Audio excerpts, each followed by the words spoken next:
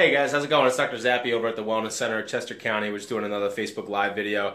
Today I want to go over something pretty common that I see in a lot of baseball players, overhead throwers. A lot of my patients come in with shoulder problems constantly, and I just want to talk about a couple different conditions involved with the shoulder, and that it's not always a rotator cuff syndrome, it's not always a labral tear. There's a lot of things that can happen in the shoulder, so I just want to go over some common patterns, and especially one that we see all the time is called the impingement syndrome. So I want to tell you why that happens sometimes, how you can avoid it, and some different treatment options. So we're going to go over to the shoulder here real quick.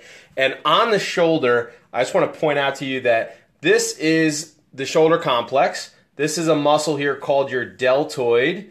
And then that muscle has a very close relationship with another muscle in the shoulder. If we cut the deltoid away and we look over here, this is your supraspinatus muscle. It's a part of your rotator cuff. And notice how it travels through the shoulder complex. You can see it goes behind a part in your scapula and it kind of weaves in and out of different spaces, and that's how it attaches into your shoulder. This is your arm bone. This is called your humerus. So a common condition that happens a lot of times is a muscular imbalance between these two muscles called the supraspinatus and the deltoid. So when the deltoid contracts, the muscle fibers that attach from up top, and they come all the way down like this and attach into your arm down here, when they contract, they have a force that not only pulls the arm up this way to do the movement or the action of that muscle, but it also has a force because of the way that it attaches into the arm that pulls the ball or the head of the humerus up this way, okay?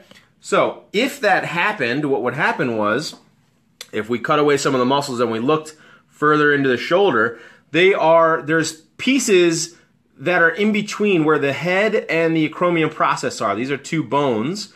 And if the humerus rised up like that because of the deltoid, it would pinch this part of the shoulder called the supraspinatus tendon or the subacromial bursa sac, or it'll bunch right into the AC joint, which is the acromioclavicular joint. So you can have AC problems, AC joint issues, you could have subacromial bursitis, you could develop supraspinatus tendinitis, all different kinds of things because of this imbalance of the deltoid pulling up too aggressively on the humerus and rising it into that small space. So this is a natural problem. It happens just because of natural physics. And the really cool part about the body is that there's always checks and balances. So because the deltoid does that, in God's infinite wisdom, He gave us the ability of the supraspinatus muscle to contract at the same time as the deltoid to stop that from happening, okay? So I wanted to point out again where the supraspinatus tendon is, and the supraspinatus muscle comes from here. Am I on the screen here? Okay. Supraspinatus muscle comes from here. It comes around like this, and it goes over the top of the humerus when it attaches. So not only does it externally rotate the arm, it's a part of the rotator cuff muscle group, but when it contracts, it also has a force that if I pulled this taut, this would push down on the humeral head and it would stop this from happening, okay? And it would push it back down and it would stop it from happening.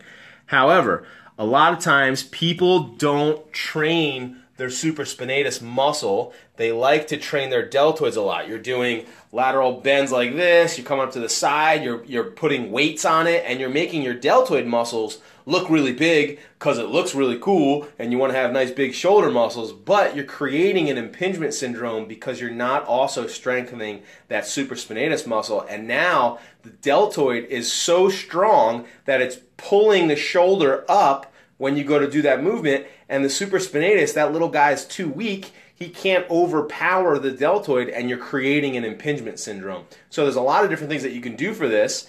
The best thing that you can do is exercise both muscles equally so that you don't create an imbalance. So if you have any questions, leave them in the comment box below. I'd be glad to answer any questions. You can feel free to give us a call here at the Wellness Center. It's 484-341-8598. Thanks for staying with us live, and we'll come to you next week with something else. All right? If any requests or anything on certain conditions, give us a holler. We'll do a special video just for you. If not, we'll probably do something that's most common that we see in our office, but feel free to give us any suggestions that you're concerned about or anything like that. And if you want to talk about anything, just feel free to give us a call. Thanks, guys.